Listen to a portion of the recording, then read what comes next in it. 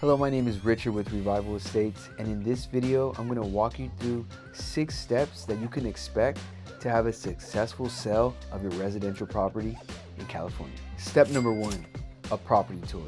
It is important that when you're hiring a realtor, that the realtor sees the property first. No one can really give you a value until they really understand exactly what they're trying to value. It's important when I am hired for my clients to go walk the property, to visually see the property and understand all of the upgrades that have been done. This could include electrical, plumbing, roof, foundation, any additions done to the property, any kitchen upgrades, bathroom upgrades. All of these things have a direct correlation to the value of the property, and it's important to be aware of this, and this is why step number 1 starts with a property tour. Step number 2, determining pricing. Pricing is very important because this is going to really set the tone for when the property is being marketed as to how it's going to be exposed. And I see very often that people price the property a little too high, and what this does is it keeps the property on the market longer than it needed to be, and it gives buyers more flexible negotiating terms. So it's important to understand that your property is going to be valued based on the comparable approach, based on the attributes and upgrades that you've done. And this is very important to have a trusted expert that knows the market so that they give you the proper guidance on the value of your property. Step number 3, marketing. Marketing. We're in an age where people are getting their information from so many different sources, and I like to say that it's important to be omnipresent. Omnipresent essentially means just being everywhere at every single second of the day.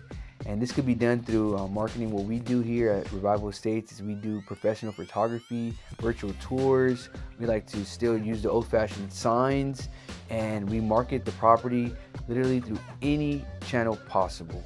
And we invest heavily into our ad spend so that the properties be marketed on social media, or when someone's looking for a property in your specific city, your property would come up on Google. So it's very important, the marketing aspect, because at the end of the day, the more buyers that the property is exposed to, the more offers you're going to get, and that's going to create a bidding war essentially on the property and give you maximum value.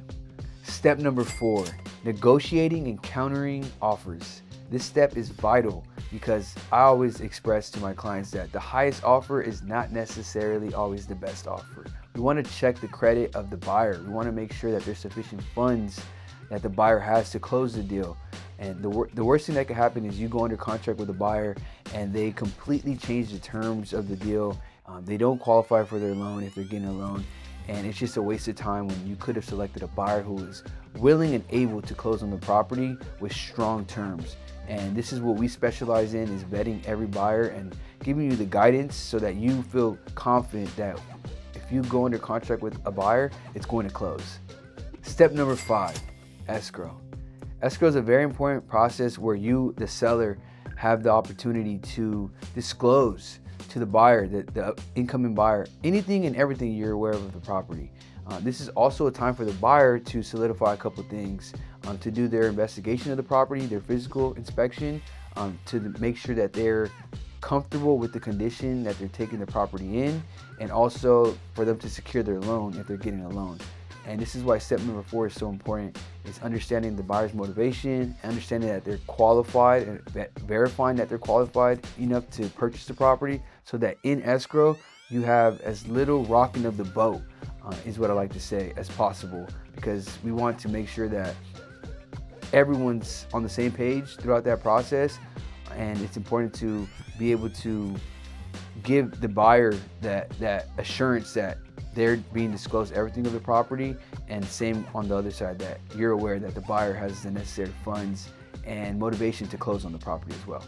The last and final step is for the buyer to do their final walkthrough about 3 days before they fund, and escrow is closed and you collect your money. If you're in a 1031 exchange, well then in that process you would move your money to the accommodator, or if you're replacing your property with another property, those funds would go into another escrow account. Or if you're just cashing out, however you disclose to escrow for your proceeds to be distributed to yourself, that's when you could expect that money to come in, and there's a big party, right? There's a big party, the transaction is closed, and you're one step closer to your goal. So if you have any questions in the sales process, or maybe you want to get a valuation of your property, do not hesitate to reach out.